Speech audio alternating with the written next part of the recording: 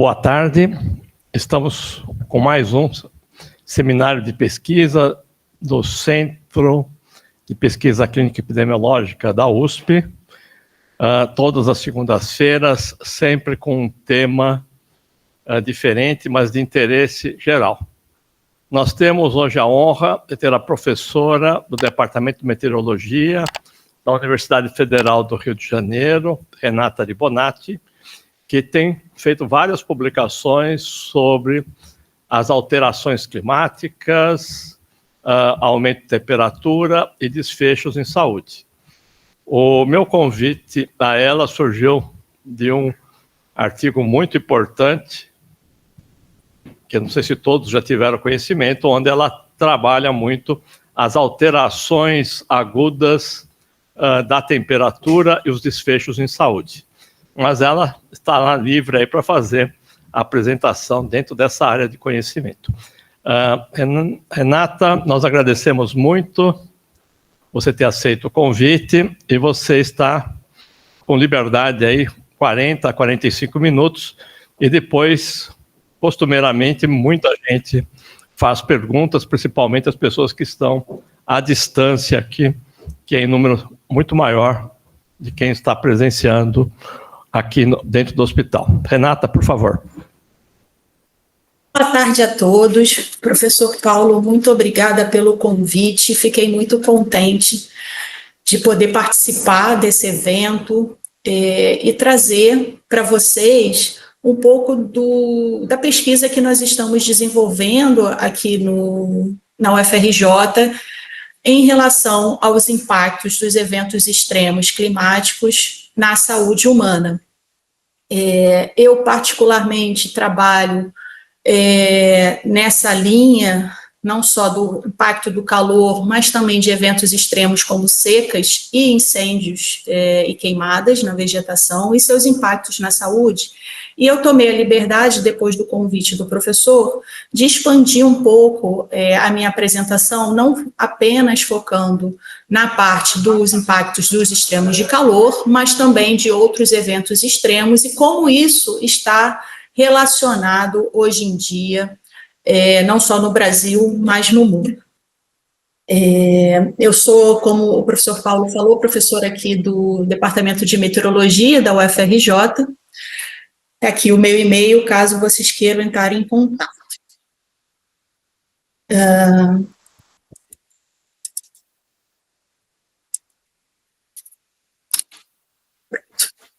Bom, eu acredito que seja de conhecimento de todos que as mudanças climáticas, especificamente, decorrente do aquecimento global induzido pela ação humana, já é uma realidade.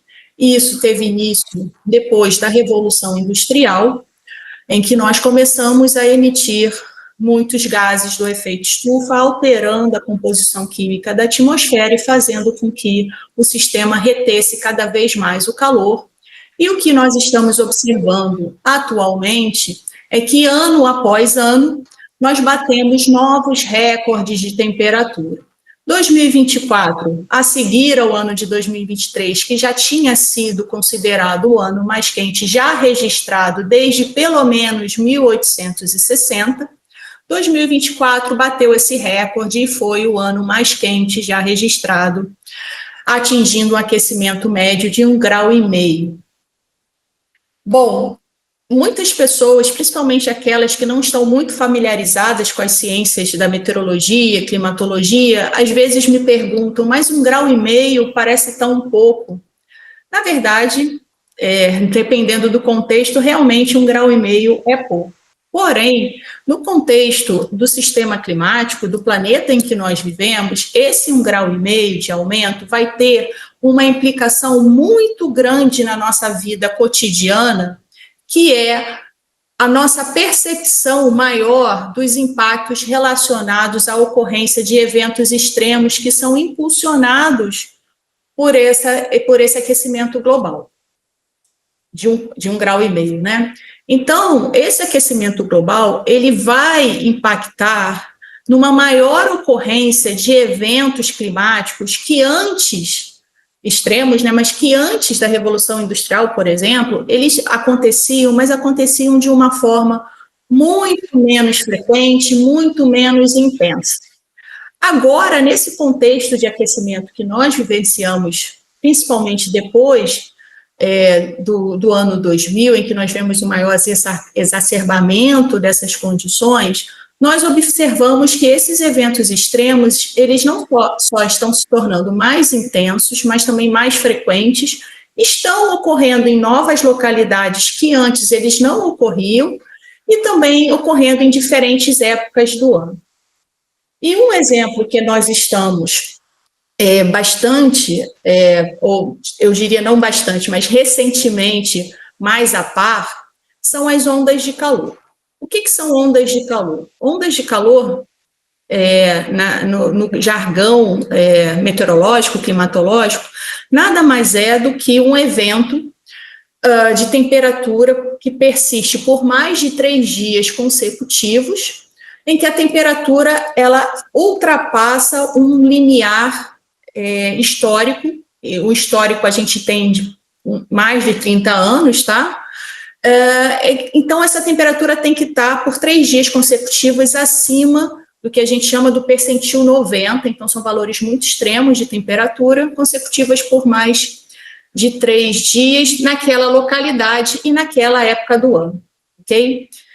Então, essas ondas de calor, eu trago aqui um exemplo de um artigo que nós compilamos as ondas de calor global no ano de 2023, e eu trouxe aqui para vocês olharem especificamente para a América do Sul e observarem que ela se destaca dos demais continentes, se destacou em 2023 como as regiões mais em vermelho indicam o maior número em dias de ondas de calor durante o ano de 2023.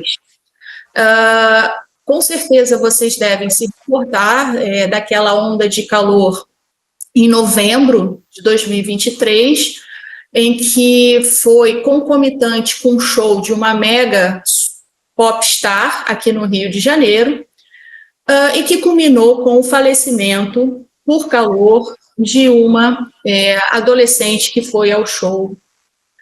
Foi durante essa mega onda de 2023.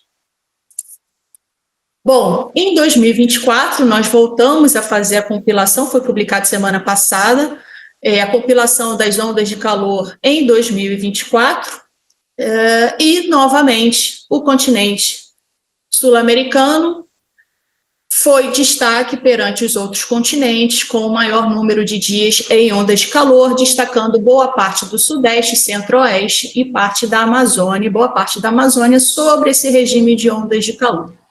Bom, isso tem um impacto muito grande na saúde, embora esse assunto seja um assunto...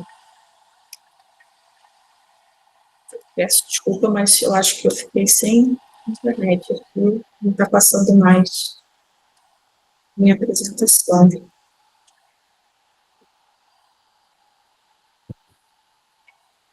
Enquanto não volta, eu vou continuar falando. Embora nós saibamos dos impactos de ondas de calor na saúde, esse é um conhecimento muito trazido do norte global. Por que eu digo do norte global? Porque quase que a totalidade dos estudos sobre impactos da saúde de calor extremo e principalmente de ondas de calor foram desenvolvidas nos países mais desenvolvidos do norte global, e isso já vem acontecendo há mais de 2 décadas. O ponto de partida, né, digamos que quando a Europa, principalmente Estados Unidos, começaram a estudar esses eventos, se chamar onda de calor como um desastre, né, reconhecer a onda de calor como um desastre em saúde, foi a mega onda de calor de 2003 na França, onde morreram mais de 70 mil pessoas no continente europeu. O epicentro foi na França, mas ela teve impacto em todo o continente, onde 70 mil pessoas morreram durante esse evento de onda de calor. E desde então, o Norte Global vem desenvolvendo não só estudos, mas também protocolos de enfrentamento, que inclui o treinamento e o reconhecimento de onda de calor nos desfechos de saúde, tá? Nós estamos um pouco atrasados, eu diria 20 anos atrasados, até 2023, embora alguns estudos para o Brasil já mostrassem esse impacto para a América do Sul, as ondas de calor até então eram desastres negligenciados. Eu costumo ainda falar isso quando eu dou algumas entrevistas para a mídia, porque me incomodava bastante quando ocorria uma onda de calor e eu recebia a mídia para dar entrevista e eu falava bastante sobre esses impactos, e quando ia ao ar ou ia para o jornal, a foto que aparecia era das pessoas se divertindo na praia, como se o calor fosse bom, fosse glamouroso. E, na verdade, isso não acontece. 2 meses antes do novembro de 2023, naquela mega onda de calor, eu estava no Ministério da Saúde, em Brasília, fazendo uma palestra justamente sobre isso, e eu dei uma entrevista a seguir e falei que eu considerava que o calor era um desastre negligenciado. Isso saiu na primeira capa do Globo, da semana seguinte, e 2 meses depois aconteceu o fatídico show que a menina morreu, e aí sim começaram as pessoas no sentido das políticas públicas, né, os governantes, a pararem para pensar nesse problema como um desastre realmente. E a verdade é que os estudos demonstram, as projeções futuras, que até 2090, quase 41 bilhões de pessoas-dias por ano de impacto de exposição a ondas de calor.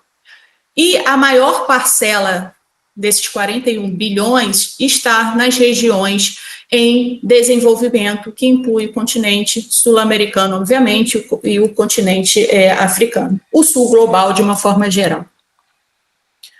Bom, alguns estudos recentes, como esse que nós publicamos, eu acho que tem 2 anos, começaram a estudar as tendências desses eventos de exposição a calor na América do Sul. Esse estudo nós realizamos olhando para as principais, para todo o continente sul-americano, mais especificamente para as regiões metropolitanas com mais de 1 milhão de habitantes.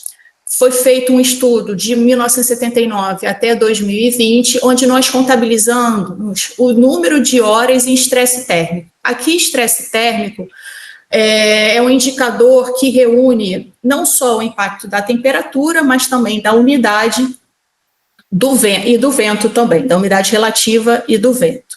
O que vocês conseguem observar aqui nesse gráfico que tem no eixo do X, a série temporal de 79 a 2020. Ele começa a ficar muito mais vermelho, principalmente depois do ano 2000 e principalmente depois da última década, da década de 2014. Então, isso demonstra que nós estamos, em toda a região da América do Sul, cada vez mais expostos a cada vez mais horas em estresse térmico. Ou seja, estresse térmico entendido por condições que são desfavoráveis para o nosso corpo. Bom, saindo um pouco da questão do estresse térmico, que leva em consideração não só a temperatura, mas também outras variáveis como a umidade, como eu mencionei, nós demos um passo atrás para estudar apenas o impacto do calor, sem levar em conta a umidade. E fizemos isso para as 14 principais regiões metropolitanas no Brasil, também de 70 a 2020, e o que nós observamos é muito semelhante ao gráfico, um aumento da frequência de ondas de calor, principalmente a partir do ano 2000, maiores tendências na região norte, né, que incluindo a região amazônica. E não só, vocês podem observar desse gráfico que tem umas bolinhas roxas de tamanhos variados. Quanto maior o tamanho, indica a intensidade dessa onda de calor. E a gente também observa que há um aumento na intensidade de ondas de calor severa a extremas nos últimos 5 anos, e nós conseguimos observar isso na pele, né, no nosso dia a dia. Bom, não só o aquecimento global é responsável por esse efeito de maior estresse térmico e ocorrência de onda de calor, mas também não podemos deixar de mencionar a crescente urbanização dos nossos centros urbanos. Aqui eu trago um exemplo específico para o Rio de Janeiro, mas São Paulo não é diferente, outras regiões metropolitanas no Brasil e na América do Sul, em que nós temos uma comparação da década de 84 a 99 para 2000 a 2015, vocês conseguem observar claramente que há um aumento de temperatura na década mais recente, decorrente do aumento da urbanização, que também está no mapa ao lado. Então, essa contribuição do aquecimento global e dos processos de urbanização contribuem para o aumento de ondas de calor e de estresse térmico, principalmente nas grandes cidades, que é o fenômeno aqui que nós chamamos de ilha de calor urbano, né, que é diferente de onda de calor. A ilha de calor urbano é o nome que nós damos, a diferença de temperatura entre a malha urbana e a vizinhança adjacente mais arborizada e mais vegetada, em que, em geral, a temperatura é mais baixa. Bom, e naquele estudo que eu mostrei, o aumento das ondas de calor nas regiões metropolitanas, o nosso objetivo principal era relacionar a ocorrência dessas ondas de calor de uma forma sistemática com os excessos de morte no mesmo período. Então, nós trabalhamos com dados do SUS de 2000 a 2018, ok? E o primeiro resultado que nós obtivemos para cada uma das regiões metropolitanas foi que, durante o período de 2000 a 2018, nós contabilizamos 48 mil mortes em excesso nessas áreas urbanas devido à ocorrência de ondas de calor. Notem que esse número é 20 vezes maior que o número de mortes por deslizamento de terra em todo o Brasil no mesmo período. Então, eu pergunto para vocês, o calor é um desastre ou não é? Claro que é, só que é um desastre que ainda é negligenciado e estamos engateando para ter políticas públicas relacionadas a esse extremo, a esse desastre, e protocolos de enfrentamento. Por que é um desastre negligenciado? Porque não é como, por exemplo, uma enxurrada, uma inundação, um deslizamento que tem um impacto visual direto, né, na infraestrutura, na morte de pessoas diretamente. O calor, em geral, ele não mata diretamente, né? Ele mata indiretamente. Vocês são da área médica, sabem falar muito melhor sobre isso do que eu. Mas a verdade é que não tem um impacto visual e, por isso, principalmente nas regiões tropicais, em que, teoricamente e erradamente, as pessoas pensam que nós estamos acostumados ao calor porque vivemos em um país tropical. E isso não é verdade. Bom, caminhamos um pouco mais nas análises para entender as disparidades entre os grupos etários e de gênero, como é costume fazer nesse tipo de estudos. Os resultados eles foram muito parecidos com os resultados obtidos em outros países, né, e resultados globais, em que as mulheres apresentam maior vulnerabilidade do que os homens em todas as regiões analisadas, tá? E, obviamente, né, o que era de se esperar, os idosos, nesse caso acima de 65 anos, são os que são mais vulneráveis à faixa etária. Eles representam 75% a 94% do excesso de mortes durante eventos de ondas de calor nesse período e nessa região. Então, os nossos resultados eles corroboram o que se esperava em termos de gênero e grupo etário. Só que nós queríamos ir além do que os estudos baseados no norte global apresentavam, porque nós queríamos entender como as nossas dificuldades socioeconômicas poderiam impactar nesses excessos de morte. Então, o que nós precisávamos de alguns indicadores, né, para medir fator socioeconômico. Nós não tínhamos esses indicadores e usamos 2 indicadores que usamos como proxy. Um deles foi a escolaridade. Então, a nossa ideia era separar pessoas com baixa escolaridade, menos do que 4 anos, para pessoas com alta escolaridade, mais de 12 anos, e qual era o risco dessas mortes associadas ao calor. Então, o que nós vimos foi que pessoas com baixa escolaridade têm risco relativo maior do que pessoas com mais alta escolaridade, de 8% a 36% mais probabilidade de morrer durante ondas de calor em São Paulo, Rio de Janeiro e Belém, e de 42% a 96% em Porto Alegre, Belém, Recife e Manaus. Então, existe, sim, uma disparidade nas mortes quando nós olhamos para a vulnerabilidade socioeconômica em termos de escolaridade. Claro que existe uma dificuldade muito grande no preenchimento dessas informações. Quando nós pegamos esses dados no SUS, né, nós sabemos que é um indicador que não é de um preenchimento assim, muito refinado como os demais, mas já deu uma ideia de como que isso pode ser importante para nós identificarmos quais são os grupos vulneráveis que precisam ser mais trabalhados para conseguirmos fazer melhor a mitigação de risco. Além disso, o segundo proxy que nós utilizamos foi cor e raça. Também separamos entre pretos e pardos e brancos, e o resultado foi que pessoas pretas e pardas têm risco relativo maior que pessoas brancas. Muito importante ressaltar aqui que a cor, raça, ela é um indicador socioeconômico, isso não tem nenhuma relação com fisiologia ou qualquer outra situação do próprio corpo humano, ok? Entre 8% e 44% de mais chances de morrer durante eventos de ondas de calor no Rio de Janeiro, Belo Horizonte, São Paulo, Manaus, Recife e Belém, e chega até 92% em Brasília, Goiânia e Curitiba, e 213% em Cuiabá.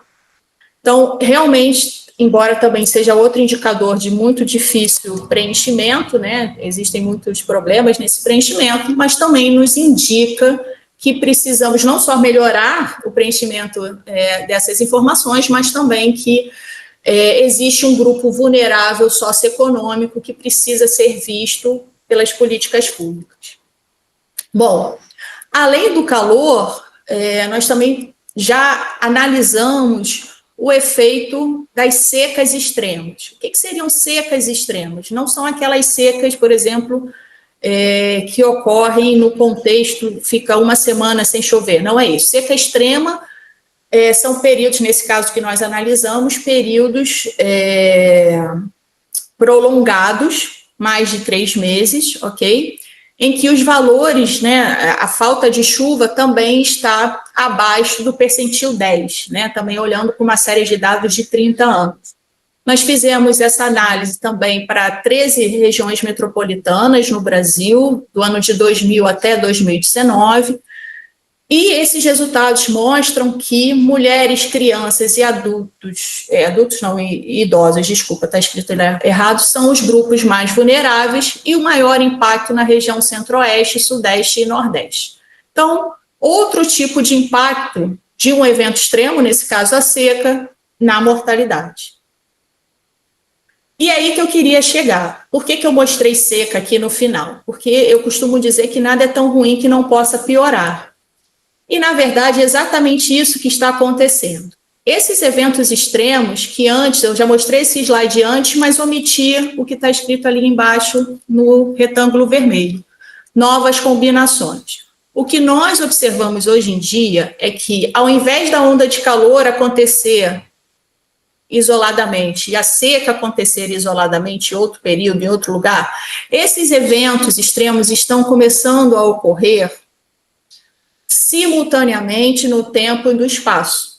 Ou seja, enquanto antes eu só tinha uma onda de calor acontecendo, um evento extremo acontecendo de uma vez, agora eu tenho 2 ou 3 eventos extremos acontecendo no mesmo lugar ao mesmo tempo.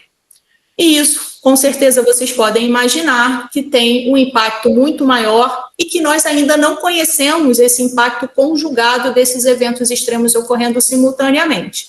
É o que a gente chama de evento composto no jargão meteorológico, e isso ainda, assim como a onda de calor, isso também é uma parte da literatura, né, da ciência, que já está muito desenvolvida no norte global. Aqui no sul global, especificamente na América do Sul, ainda existe uma lacuna de conhecimento, não só dos impactos, mas principalmente da ocorrência, a parte física, né, sobre esses eventos, como eles acontecem, como eles se retroalimentam e seus impactos na saúde, nos incêndios, enfim, em outros tipos de desastres. Esse tipo de evento extremo, né, foi alvo de um artigo que também saiu semana passada, em que nós compilamos alguns eventos extremos, ou os principais eventos extremos que ocorreram no ano de 2024, ao redor do globo todo. Não vou perder muito tempo aqui, mas só para vocês observarem que esses eventos compostos estão acontecendo em todos os locais. Eles podem ser eventos compostos de secas e ondas de calor ao mesmo tempo, mas pode ser chuvas muito fortes e ventos muito fortes. Existe uma diversidade de eventos que podem ser considerados compostos, ok? Por exemplo, ondas de calor marinha que vão impactar, por exemplo, o branqueamento de corais. Então, só para vocês verem que é algo que está acontecendo no mundo todo, ano após ano, nós começamos a ver esses eventos ocorrerem de forma sincronizada. Bom, e os impactos na saúde, né? A gente ainda está caminhando muito para entender como é que esses eventos compostos podem impactar na saúde. Um resultado preliminar específico para partos prematuros, tá?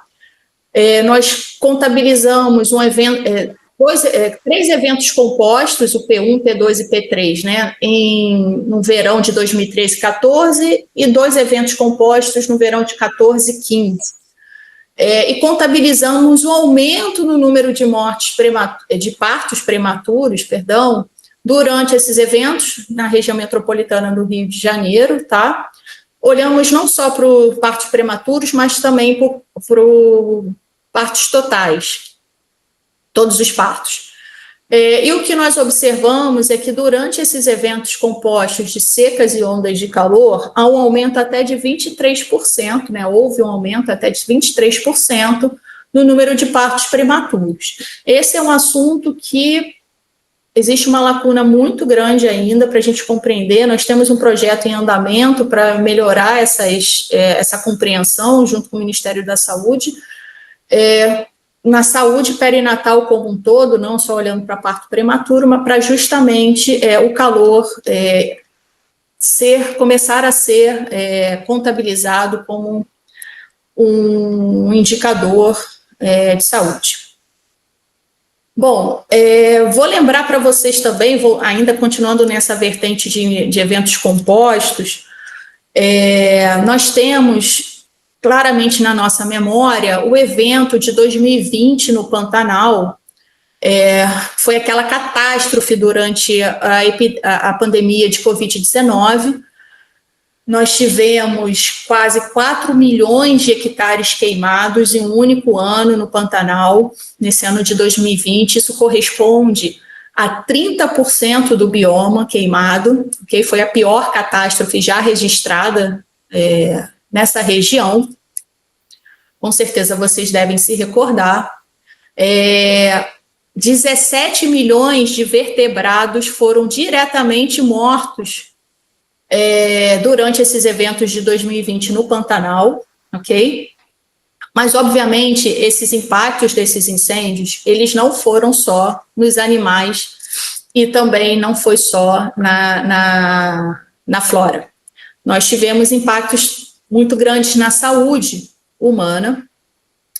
E esses eventos de fogo no Pantanal em 2020, eles foram decorrentes de eventos compostos de secas e ondas de calor que ocorreram. Nós tivemos um déficit de precipitação, né, uma seca que foi considerada na época a pior seca dos últimos 70 anos na região. E nós tivemos alguns episódios de ondas de calor também muito extremo que simultaneamente impactaram na ocorrência desses eventos. Para vocês terem uma ideia, eu disse que 4 milhões de hectares queimaram em 2020. Desses 4 milhões, 70% desses 4 milhões ocorreram durante 44 dias apenas do ano, e esses 44 dias foram dias de ondas de calor e seca simultâneas. Isso mostra para vocês a grandeza do impacto conjugado desses eventos extremos na ocorrência, por exemplo, de incêndios. E claro que onde tem fogo, tem fumaça, né? O que aconteceu? Esses eventos compostos de secas e ondas de calor em 2020 no Pantanal desencadearam os eventos de incêndios. Houve um transporte de poluentes desses eventos de incêndios e queimadas de 2020, principalmente setembro e outubro. Houve um transporte desses poluentes para o estado de São Paulo, ok? Que durante 14 dias em que houve esse transporte, a qualidade do ar no estado de São Paulo houve uma piora de 600%, ou seja, 600% acima do permitido, tá? De normas de qualidade do ar. Aqui eu estou falando de PM 2.5, ok? Durante esses 14 dias em que a qualidade do ar estava deteriorada acima, né, esses 600% por conta desse transporte, houve também uma onda de calor em São Paulo. Tá? Então, isso ocorreu durante 14 dias, e o impacto no excesso de mortes, mortes prematuras, em todo o estado de São Paulo, decorrente apenas da poluição do ar desses incêndios, né, desse transporte, foi de aproximadamente 2.150 pessoas, mortes prematuras em 14 dias, por conta da poluição do ar que veio de mais de 1.500 quilômetros de distância. Então, isso para mostrar para vocês que há um impacto desses eventos compostos na ocorrência de incêndios, mas que isso também deteriora a qualidade do ar em regiões muito distantes, impactando o sistema de saúde. Existe agora passando um pouco para essa parte de incêndios, né, existe uma clara noção de que os incêndios impactam a qualidade do ar e, por consequente, doenças do aparelho respiratório, e nós observamos que, em geral, isso está conjugado com secas. Um estudo feito para o Pantanal também para as últimas 2 décadas, nós contabilizamos um aumento, principalmente em crianças e idosos, mas também na população em geral, de internações por doenças do aparelho respiratório. Durante eventos de seca foi 26% mais internações em crianças, 32% de mais internações para idosos acima de 60 anos e na população geral 28%. No caso dos fogos, né, dos incêndios e queimadas, um aumento de internações de crianças de 18%, 12% de idosos e 18% na população geral. Isso não simultâneo, ok? De forma separada, mas a conjunção desses 2 eventos, obviamente, vai impactar ainda mais o sistema de saúde. Agora, saindo do Pantanal, mas trazendo para a Amazônia, também já existem alguns estudos, né, sobre o impacto dos incêndios, das queimadas na Amazônia na qualidade do ar e no número de hospitalizações. Nesse estudo, nós também utilizamos os últimos 20 anos de dado, internações, separamos por algumas doenças e por idade também, asma, bronquite e todas as doenças do aparelho respiratório de uma forma geral. abaixo de 5 anos e acima de 60 anos. Nós vimos que nessa região da Amazônia, né, as internações respiratórias estão ligadas à mudança no regime de chuva, né, principalmente a questão de secas extremas, e vimos que a seca exerce um controle primário no aumento das doenças respiratórias, com exceção da asma, e que os incêndios atuam como uma influência secundária, né, a questão da poluição do ar relacionada aos incêndios, principalmente no número de casos de asma. E nós vimos que o efeito combinado da seca e dos incêndios, né, aumenta essas doenças respiratórias em idosos e crianças. Mais uma vez, olhando para um contexto, né, de evento composto. Agora, só mostrando um pouco e voltando à questão da saúde perinatal, vou voltar a falar do projeto que eu comentei com vocês sobre os eventos extremos de calor na saúde perinatal, intervenções necessárias diante da prematuridade da crise climática. É um projeto financiado pelo Ministério da Saúde, em conjunto com a Escola de Enfermagem Ana Nery, aqui da UFRJ. É o projeto PERI. Vocês podem acessar o QR Code. Esse aqui é um infográfico que nós desenvolvemos para explicar para os profissionais de saúde, então isso aqui foi feito especificamente para profissionais de saúde, sobre o que são esses eventos extremos, como que eles aumentam a necessidade de ações direcionadas para mitigar efeitos na saúde pública, principalmente focando no período de gestação.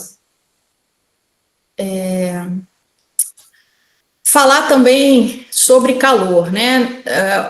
Eu estive no Ministério da Saúde mês passado, encontrei com os gestores do estado de São Paulo, agora eu não me lembro, desculpe, se é do estado ou se era do município, mas São Paulo já tem um protocolo de enfrentamento a ondas de calor, assim como o estado do Rio de Janeiro e a prefeitura do Rio, foram os primeiros estados a fazer esses protocolos. A UFRJ está lançando esse mês também o protocolo de enfrentamento para períodos de onda de calor extremo aqui na nossa universidade, diante de um contexto de sustentabilidade e educação regenerativa que vão guiar, a partir de agora, novas políticas públicas aqui na nossa universidade, focando principalmente o bem-estar da comunidade e alinhado com os protocolos municipais e estaduais e também federais que estão sendo preparados. Já estou terminando, mas vou apresentar para vocês também o nosso sistema Alarmes, que é um sistema que faz o monitoramento de incêndios no país. Ele já atua desde 2020, é o dado que é utilizado pelo Ministério do Meio Ambiente, o IBAMA e o Previfogo, Corpo de Bombeiros Militares, para tomada de decisão e mitigação. Além de monitoramento de satélites dos incêndios, nós também realizamos previsões meteorológicas de perigo de fogo, ou seja, as regiões que existem maior vulnerabilidade para a ocorrência desses eventos de incêndio e, consequentemente, para uma piora da qualidade do ar. Então, se vocês tiverem interesse nessa temática, também podem acessar gratuitamente as informações. Bom, não sei se eu passei do tempo, peço desculpa se tiver passado. Aqui estão os nossos contatos. Agradeço mais uma vez o convite do professor Paulo e fico aqui à disposição para tirar dúvidas. Obrigada. Está no tempo. Eu vou começar as perguntas, né, abrir as perguntas. E eu estava pensando aqui no auditório, todas as pessoas estão olhando para a sua apresentação de uma forma muito fixa, né, intensa, né, e eu imagino que há 20 anos, né, ninguém estaria preocupado com a sua apresentação, né, então a gente teve que passar realmente, né, quer dizer, a onda de calor de 23 em São Paulo é inesquecível para todo mundo aqui, e andando pelo país eu senti isso daí, quer dizer, eu vi o Rio Paraguai, praticamente dava para andar, ir para o Paraguai, né, nadando tranquilamente. O Rio Madeira também eu vi bastante vazio. Mas, e vi o canal do Panamá também, né, os barcos, de 30 barcos por dia, somente 2 conseguindo passar. Então, eu abro as perguntas. A Cristiana, que levantou a mão, foi isso? A Franciele. Por favor, Franciele, a todo mundo, por favor, se identifique. Eu conheço algumas, mas a Renata precisa conhecer quem são as pessoas aí. Por favor. Franciele. Oi, boa tarde. Vocês me ouvem bem? Sim. Tá. Professora Renata, eu sou Franciele, então, sou doutoranda em Ciências da Reabilitação, sou fisioterapeuta. Um dos meus objetos de estudo é lesão renal aguda, também doente renal crônico, e estava fazendo um paralelo, né, com o meu objeto de estudo, porque a gente já tem uma literatura vasta até dizendo do impacto desses eventos na saúde renal, né? Então, a gente sabe que a lesão renal aguda, ela pode resultar como consequência, então, dessa exposição extrema, né, ao calor, principalmente, e causar rabdomiólise, inflamação, enfim. E aí, se você tem aumento de injúria renal aguda recorrente, você pode impactar também na maior chance de doença renal crônica, que daí se torna o doente necessitando de hemodiálise, e aí é inquestionável o impacto que isso tem para a saúde pública, né? E aí, eu queria perguntar para a senhora um pouco mais assim, sobre que diante desse ritmo acelerado, então, dessas mudanças climáticas, né, e da crescente evidência de que as vulnerabilidades sociais amplificam os impactos dos eventos extremos de saúde humana, tem um ponto, assim, que eu acho que é interessante, que é o seguinte: a gente se pergunta se a ciência, ela deveria tentar não apenas, né, mas continuar a prever e mitigar os danos, né, que a gente sabe, que já conhece, ou se já também deveríamos trabalhar com cenários em que há aquela adaptabilidade biológica e social, a variabilidade extrema. Outras palavras seria assim: como que a gente pode pensar não só mais em recuperação, sabe, desses choques climáticos, mas usar também isso como uma transformação ali da biologia em si, sabe? Não sei se me fiz tão clara, fico à disposição. Perfeito. Mas... Obrigada, Franciele. Ótima sua pergunta, prazer em conhecê-la. Desejo sorte no seu doutorado, sucesso. Então, a sua pergunta foi muito boa, porque eu acabei de lembrar que eu omiti um slide importante daquele estudo dos impactos da onda de calor nas regiões metropolitanas, que eram as causas-morte relacionadas às ondas de calor. E uma das causas-mortes que mais apareceu foram as doenças do aparelho geniturinário durante eventos de onda de calor. Também aparelho circulatório, respiratório é muito comum, né, mas do geniturinário apareceu bastante, neoplasias, doenças mentais.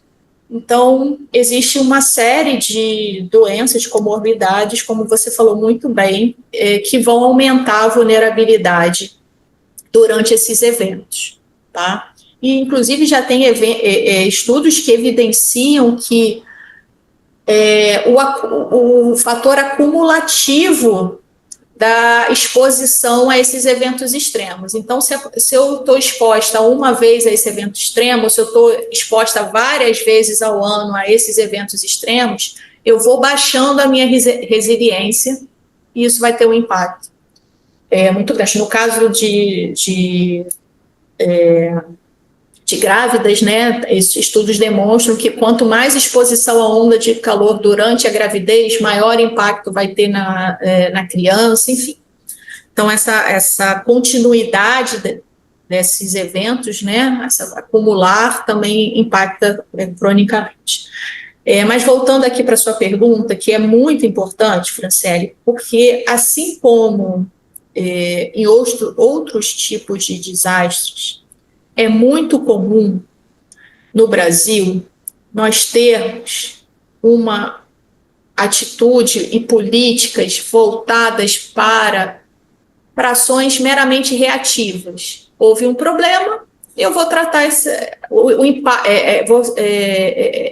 de mitigar o evento, né, que já ocorreu. Ou seja, pouco se investe, de uma forma geral, tá? Pensando em desastre natural, em prevenção, que é a peça-chave para que a gente possa se adaptar, como você falou muito bem, a esses eventos. A realidade é que esses eventos já estão ocorrendo, eles não vão deixar de ocorrer, ok? Pelo menos no futuro a curto prazo, tá? Então, as projeções climáticas, elas indicam que esses eventos extremos vão continuar acontecendo de uma forma frequente, daqui para frente, até 2100, pelo menos, ok? Independente, claro que se a gente fizer o nosso trabalho de casa enquanto humanidade e diminuir as emissões, depois de um tempo nós vamos ter uma redução desses impactos, mas a curto prazo nós ainda vamos vivenciar, a curto e médio prazo, bastante esses impactos desses eventos extremos, e nós não podemos continuar com essas ações meramente reativas. Nós precisamos passar para a prevenção, e uma das questões da prevenção é reconhecer o calor como um impactante, né, um impactante de saúde, e ter ações, ter os profissionais de saúde preparados e treinados para agir durante esses eventos. O sistema de saúde precisa estar... Porque, assim, prevenção de onda de calor é muito mais do que você distribuir água na rua, tá? Prevenção de onda de calor é você ter políticas públicas vocacionadas para o setor de saúde, com instituições, infraestrutura e profissionais preparados para antes, durante e depois desses eventos. A população precisa estar alerta ela precisa entender os impactos, ela precisa conhecer, os avisos precisam ser claros. Então, assim, existe toda uma gestão de risco, né? Então, isso tem que ser trabalhado em termos de gestão de risco, que vai desde a preparação, que passa pela adaptação, que passa pela mitigação. Então, a gente ainda tem um caminho muito grande em termos de políticas públicas no Brasil em relação ao calor.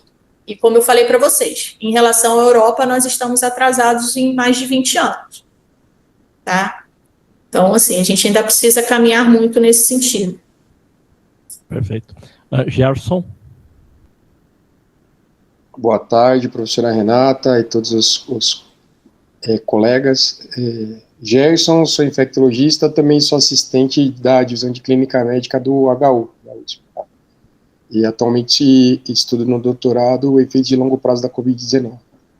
Então, primeiro comentário, conforme você foi apresentando, eu fui lembrando de vários plantões do pronto-socorro durante ondas de calor, um monte de pessoas idosas ali com delírio, estados de desidratação, AVC, doenças cardiovasculares, renais descompensadas, né, da onda da seca recente, todas as pessoas com doenças respiratórias descompensadas. Então foi acompanhando durante sua apresentação essas lembranças direto da linha assistencial onde eu trabalho, né, e me chamou bastante atenção em relação ao que você entrega, porque assim, quando nos trabalhos em geral, né, você tem aquela cena dos dois operários assentando blocos e você pergunta para alguém, para um deles ele fala que está levantando o muro, o outro fala que está erguendo uma catedral, né? Então, eu acho que é muito difícil tentar enxergar o todo, o resultado do nosso trabalho. Você une o micro e o macro, né? Você vai do meio ambiente, da meteorologia e trazer o impacto na saúde dos seres humanos e mensurado com o excesso de mortes. É um trabalho muito elegante, né?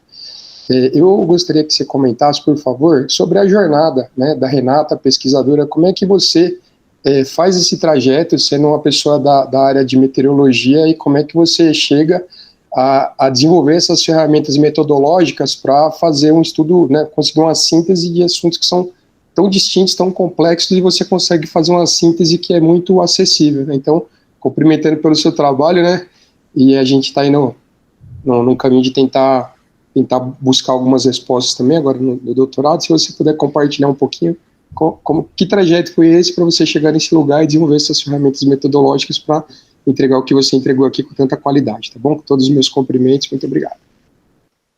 Eu que agradeço, Gerson, pelas suas palavras.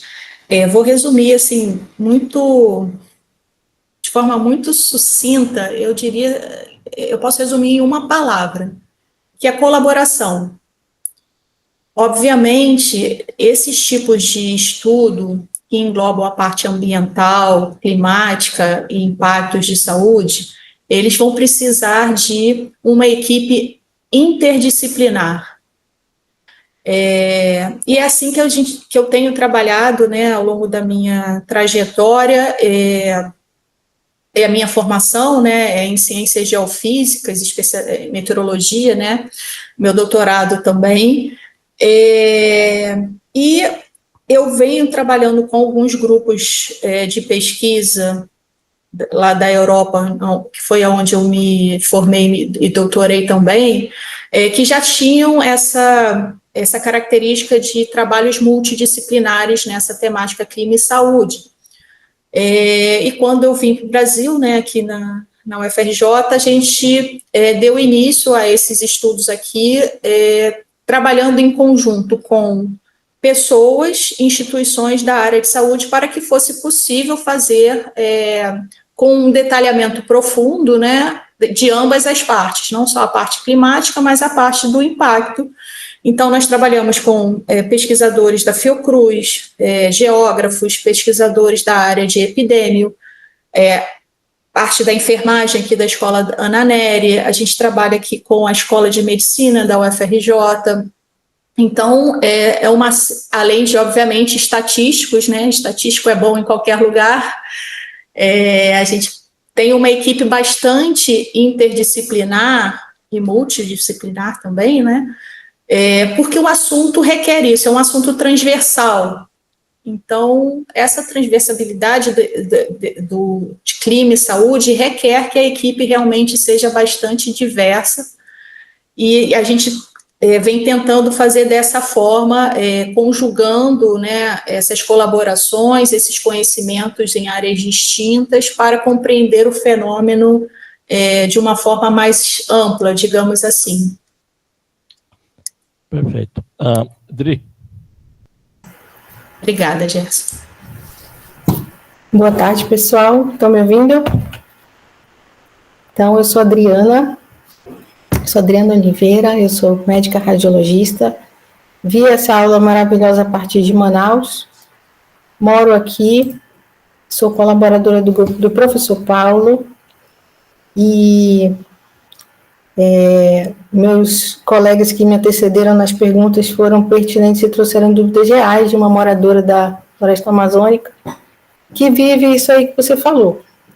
Então, da colega Franciele, a pergunta dela basicamente foi assim: a gente vai tentar reverter ou vai aceitar o que está acontecendo?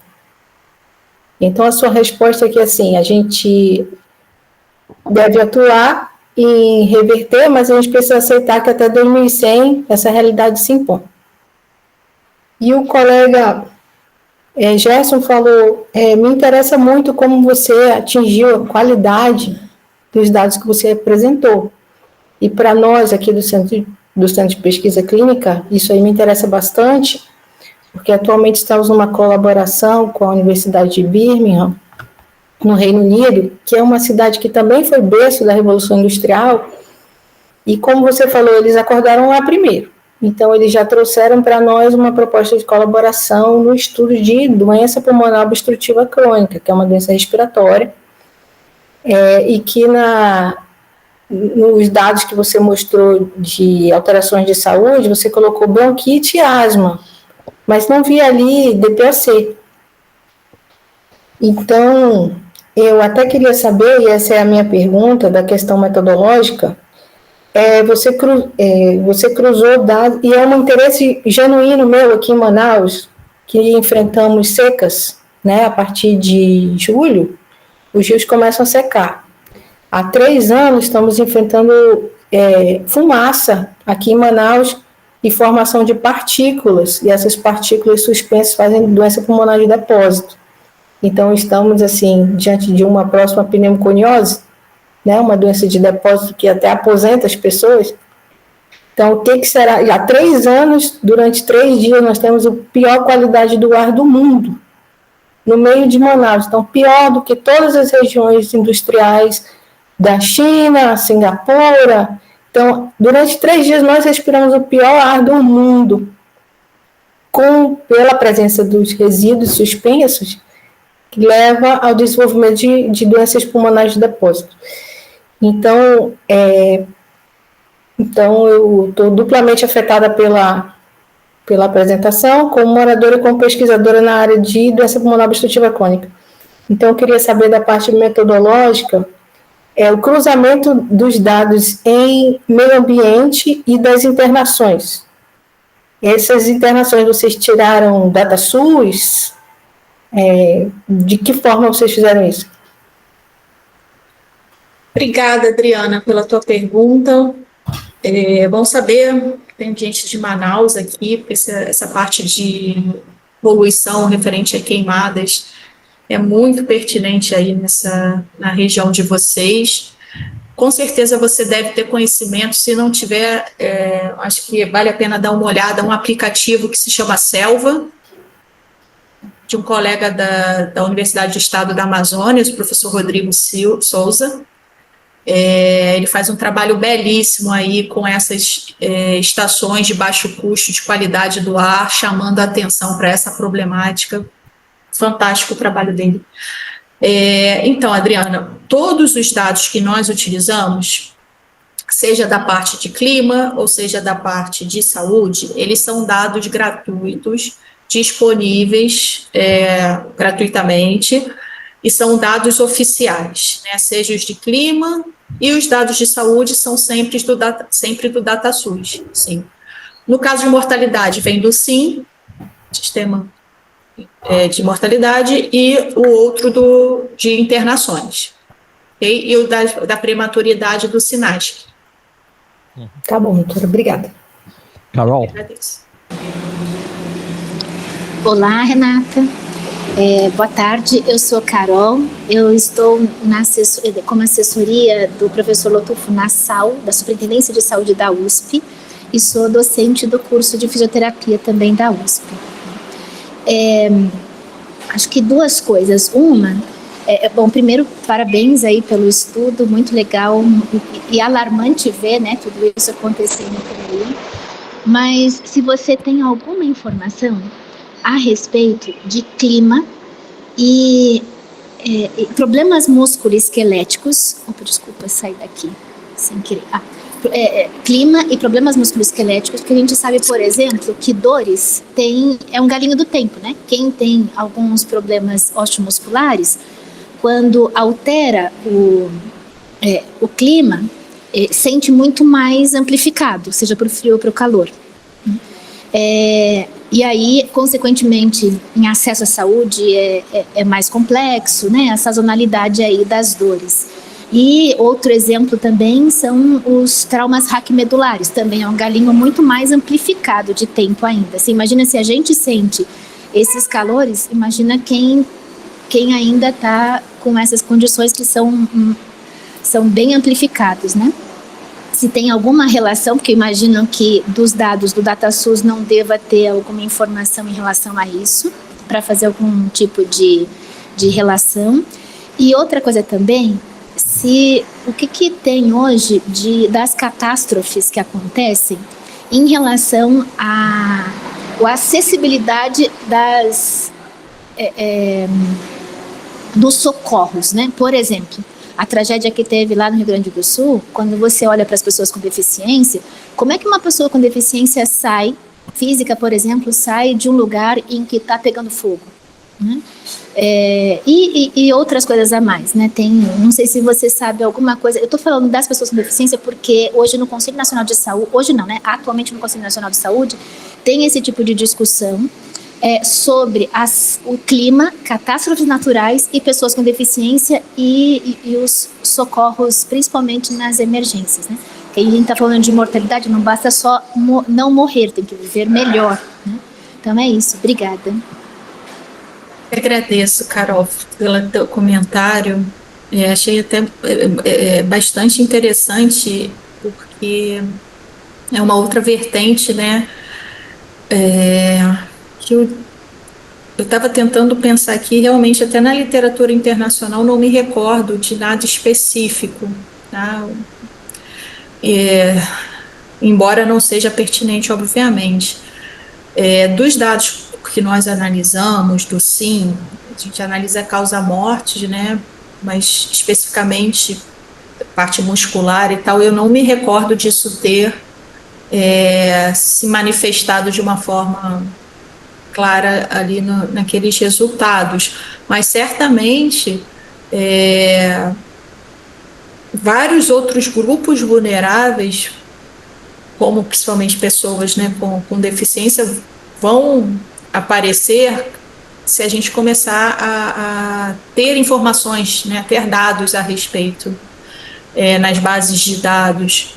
E imagina, se a gente atualmente já tem uma lacuna muito grande até de entender que o calor é um desastre, imagina os grupos, as minorias, né, os grupos mais vulneráveis. Menos estudos e menos conhecimento ainda nós vamos ter.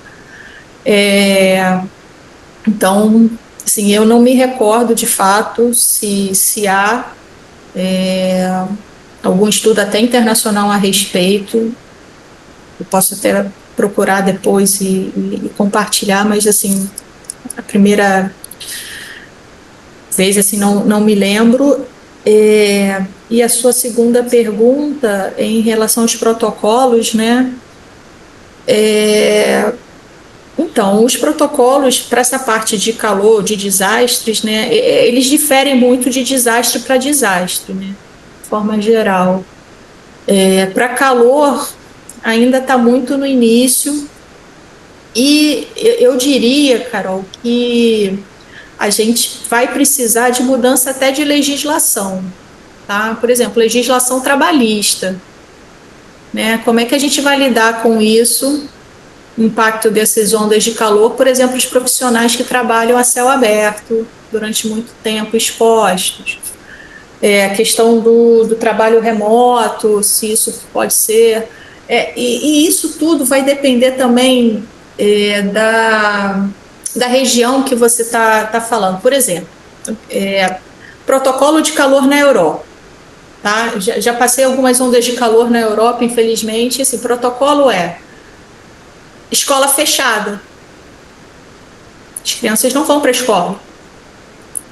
Você vai fazer isso no Brasil, a criança vai ficar sem comer, porque a criança faz as refeições na escola municipal, estadual aqui. Tem ar-condicionado em algumas escolas, né? Nem todas, mas se ela ficar em casa é pior do que se ela sair para a escola. Então, esses protocolos, eles vão precisar ser adaptados à nossa realidade. Por isso que esses estudos que a gente importa do norte global, eles precisam ser vistos com muita ressalva, porque a nossa realidade é muito diferente.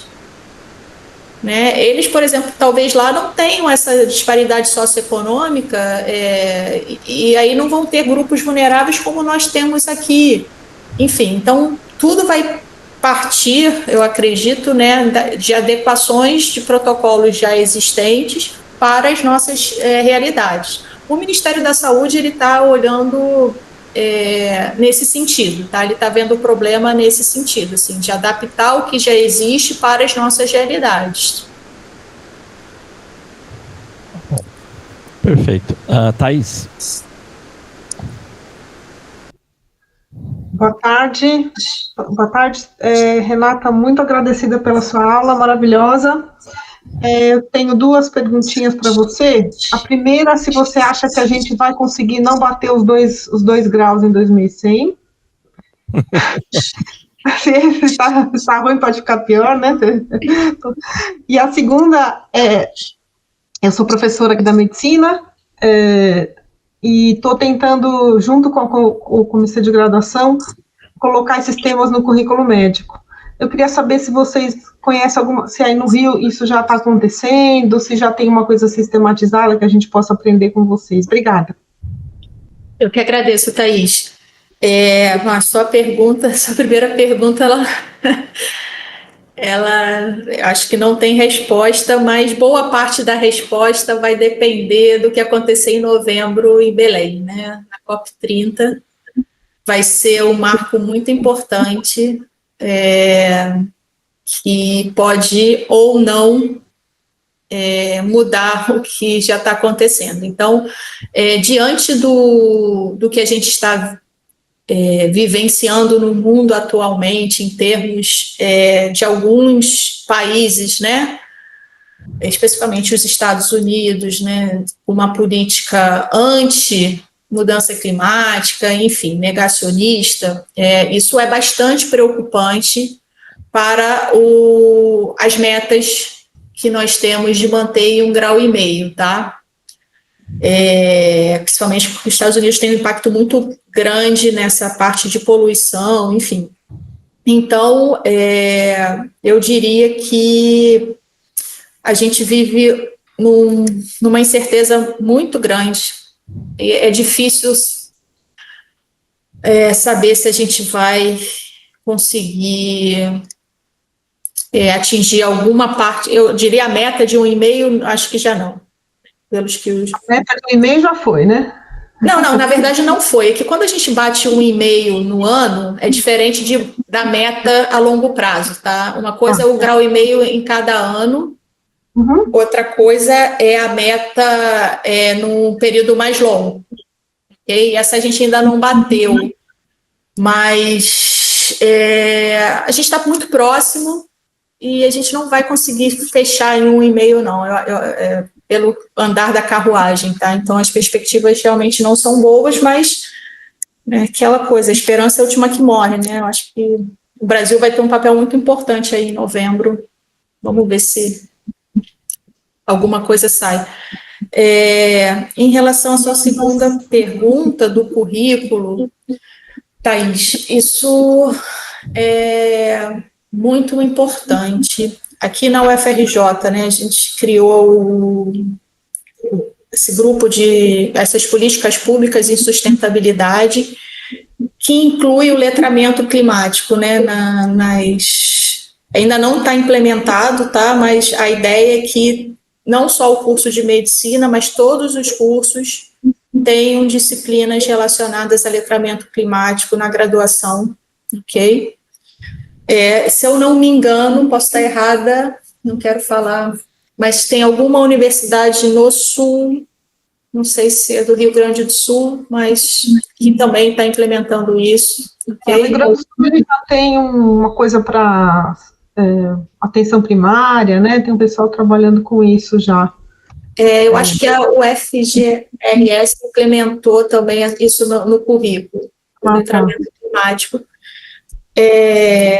Eu acho que é muito importante, Thaís, porque o profissional do futuro ele vai precisar ter noções, independente da área que ele atue, ele vai precisar desse letramento, porque vai envolver diretamente.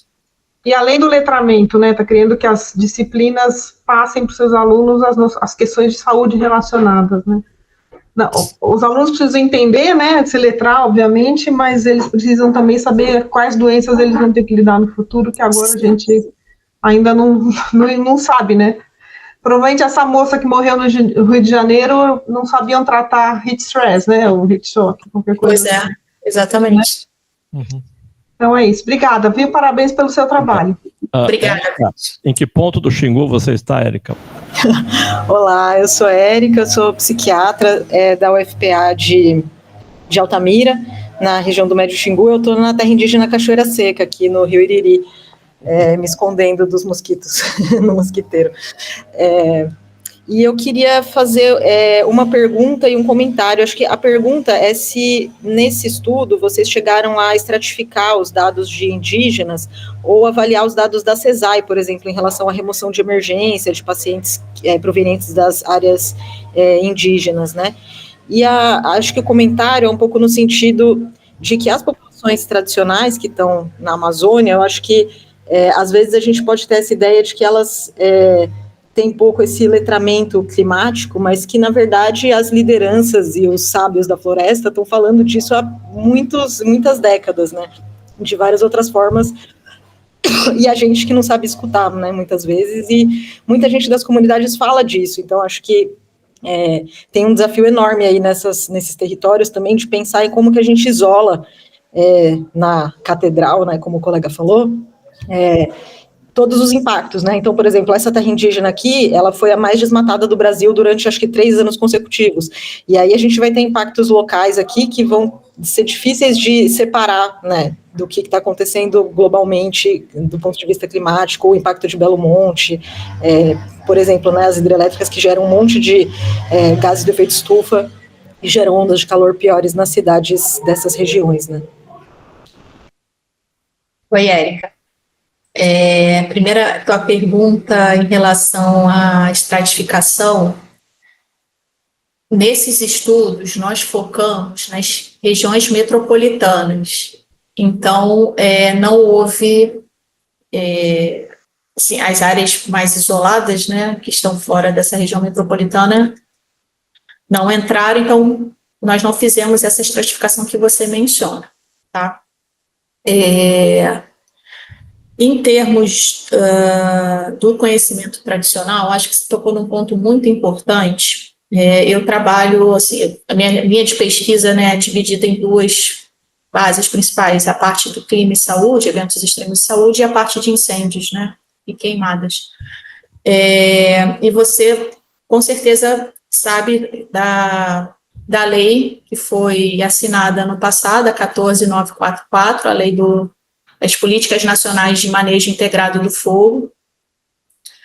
Essa lei ela vai ter um impacto muito grande, a gente espera, né, que positivamente na qualidade do ar e, consequentemente, nas ações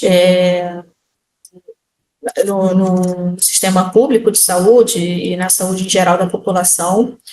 E essa lei, por que eu estou falando dela, né? Essa lei, Érica, ela foi justamente construída trazendo o conhecimento tradicional de volta para a gestão do fogo.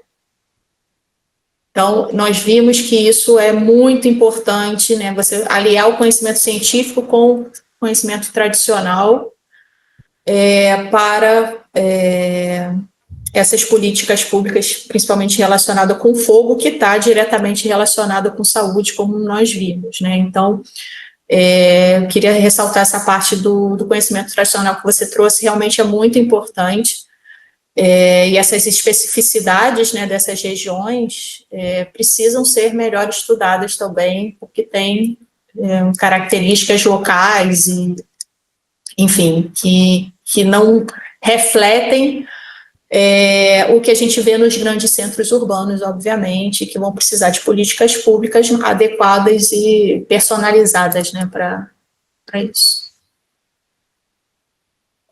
Perfeito. Bom, Renata, você teve muita gente perguntando, mas eu queria também ver se o pessoal aqui na plateia teria, mas eu tenho alguns comentários, né? Quando você fala, que a pessoa fala assim, somente 1 grau de aumento, né? Nós, epidemiologistas, a gente sempre bate nessa questão que a diferença, reduzir 1 milímetro de mercúrio na média populacional da pressão arterial tem um impacto de 10 a 15% na redução de acidente vascular cerebral, né? Porque você está fazendo isso para a população. E quando você fala, né? E quando os chineses mostraram que o aumento de meio grau no Oceano Índico, né, se associa ao aumento da incidência de dengue, né? Então, essa questão dos pequenos números, a questão não é para o indivíduo, mas é para a totalidade, isso tem um impacto muito grande, né? A gente gosta de falar muito disso. Agora, a outra questão que a Carol colocou, né, sobre as pessoas com deficiência, eu morei nos Estados Unidos de 97 a 99 e teve algumas ondas de calor, né, no país, lá no verão. O verão lá é muito pior do que o nosso, né, temperaturas muito elevadas por poucos tempos, mas depende das políticas públicas, o impacto. Então, o estado lá em Massachusetts, eles, para as pessoas pobres, pessoas com deficiência, existe um valor muito baixo do óleo para o aquecimento durante o inverno e da eletricidade durante o verão.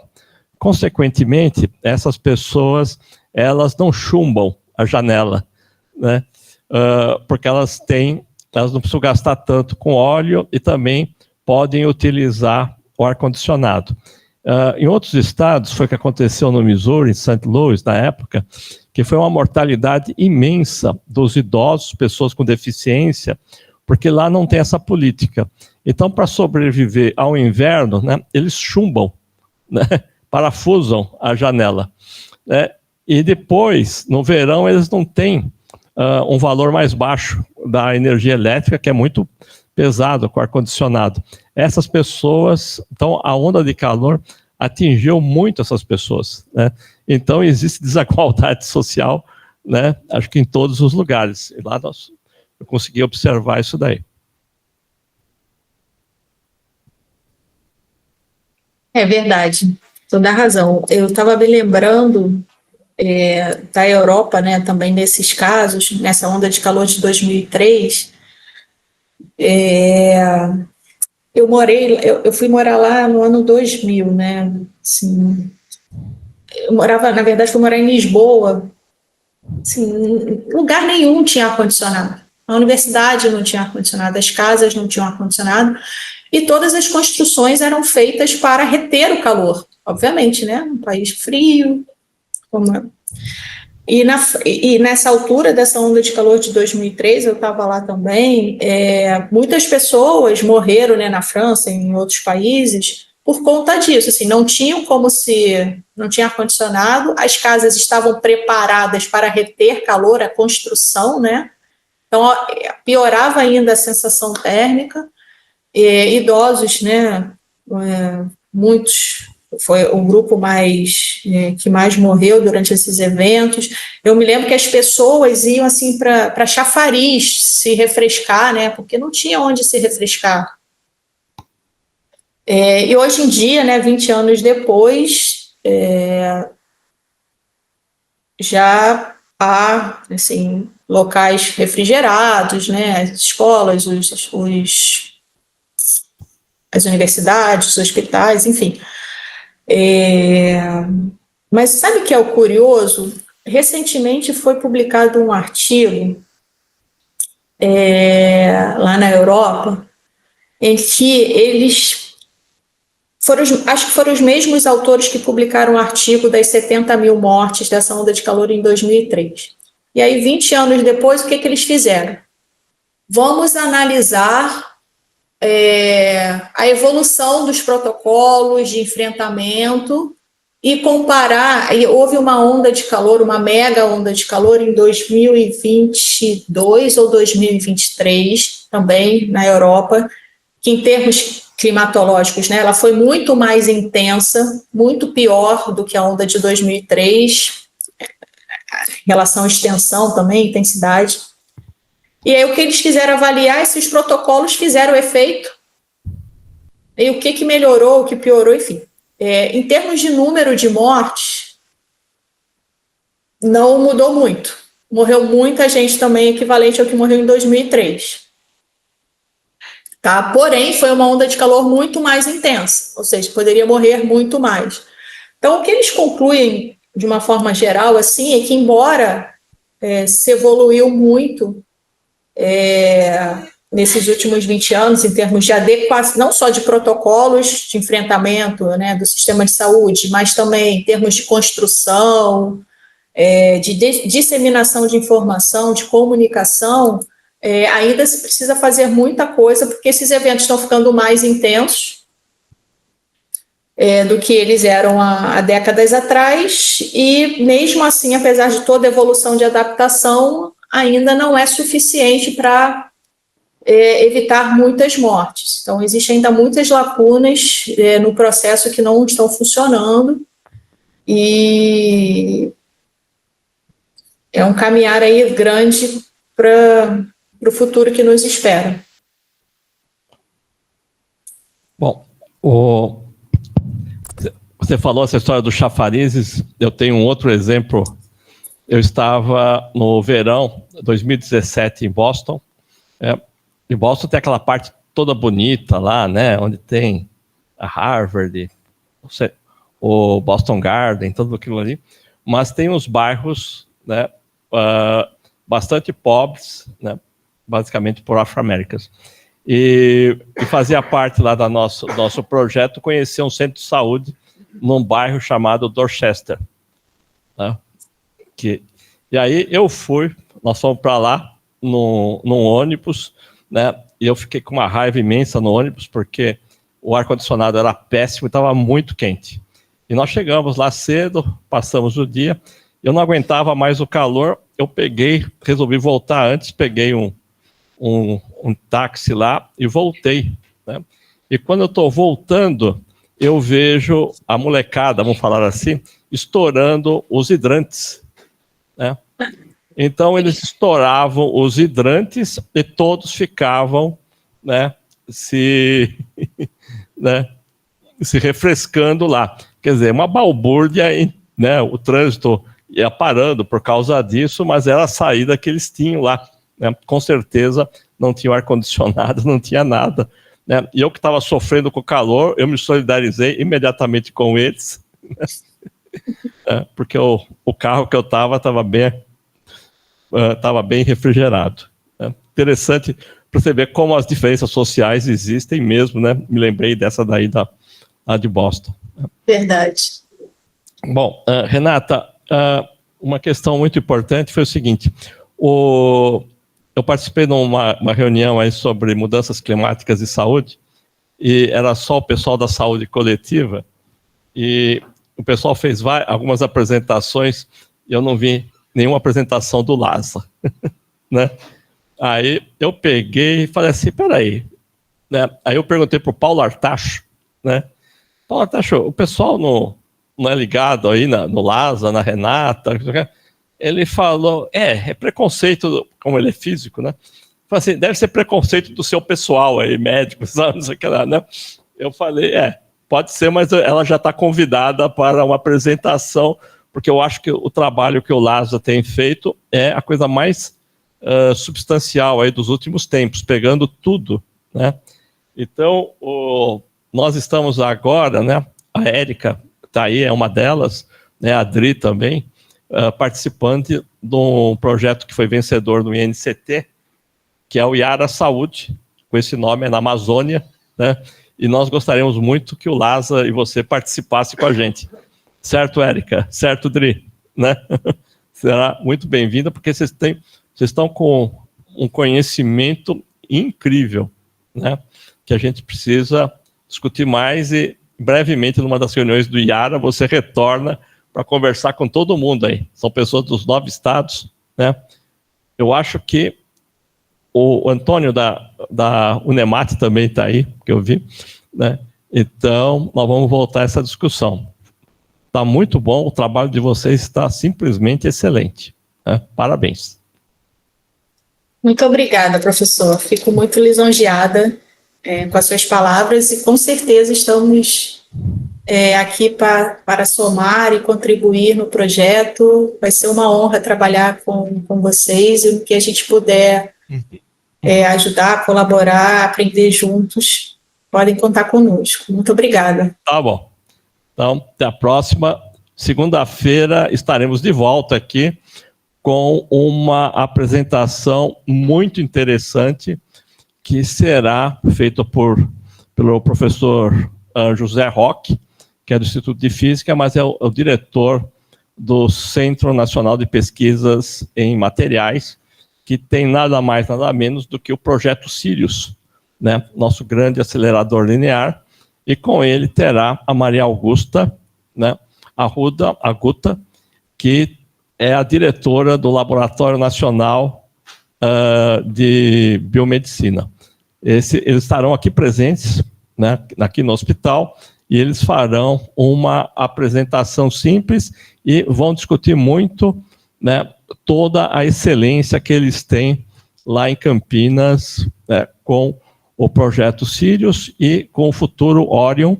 Viu, Gerson? Vai ser o nosso NB4, né, ligado diretamente ao acelerador linear, coisa absolutamente inédita no mundo. Então, conto com vocês na próxima segunda-feira. Quem estiver aqui em São Paulo pode vir aqui, porque nós teremos um tempo para conversar com os dois também. Renata, excelente apresentação, até a próxima. Obrigado a todos.